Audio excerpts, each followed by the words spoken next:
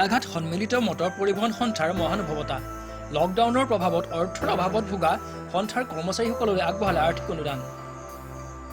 লকডাউনৰ প্ৰভাৱত স্তব্ধ জনজীৱন অচলাৱস্থা দৈনিক উপাৰ্জনকাৰীৰ অচল যান বাহন তেনে সময়তে আন লোকৰ লগতে এক প্ৰকাৰ আৰ্থিক সংকটত ভুগিবলগীয়া হৈছে বিভিন্ন যান বাহনৰ চালক আৰু কৰ্মচাৰীয়ে তাৰ প্ৰতি লক্ষ্য ৰাখি গোলাঘাট সন্মিলিত মটৰ পৰিবহণ সন্থাই দেখুৱালে মহানুভৱতা সন্থাৰ অধীনস্থ বিভিন্ন লাইনৰ চালক কৰ্মচাৰীলৈ আগবঢ়ালে আৰ্থিক অনুদান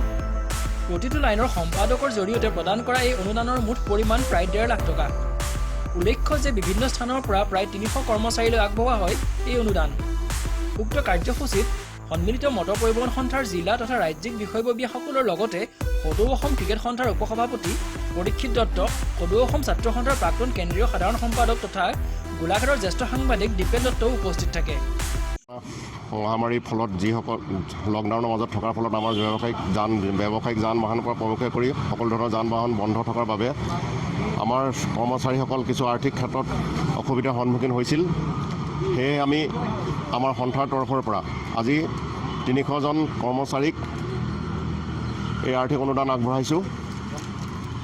যাতে এই আৰ্থিক অনুদানে তেওঁলোকক কিছু সকাহ দিব পৰা যায় এই চিন্তা কৰি আমি সন্থাৰ মাননীয় সভাপতি মহোদয়ৰ উপদেশ মৰ্মে এই কাৰ্যসূচীভাগ আজি আমি হাতত ল'লোঁ আৰু আজি আমাৰ সন্থাৰ সকলো বিষয়ববীয়াৰ উপস্থিতিত আমাৰ প্ৰতিটো লাইনৰ ছেক্ৰেটাৰীসকলক মাতি আনি তেখেতলোকৰ হাতত এই অনুদান গতাই দিয়া হৈছে আৰু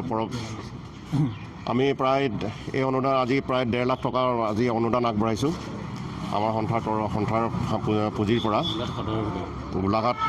গোলাঘাট আমাৰ যিখিনি গোলাঘাট সদৰ আমাৰ ইয়াৰ পৰা গাড়ী আমাৰ ষ্টেণ্ডকেইটাৰ পৰা গাড়ী চলাচল কৰে এইখিনি গাড়ীৰ মাজৰ যিখিনি কৰ্মচাৰী আছে এইসকলৰ মাজত গোলাঘাটৰ পৰা দেৱাশীছ সাৰ প্ৰতিবেদন AWN 24 নিউজ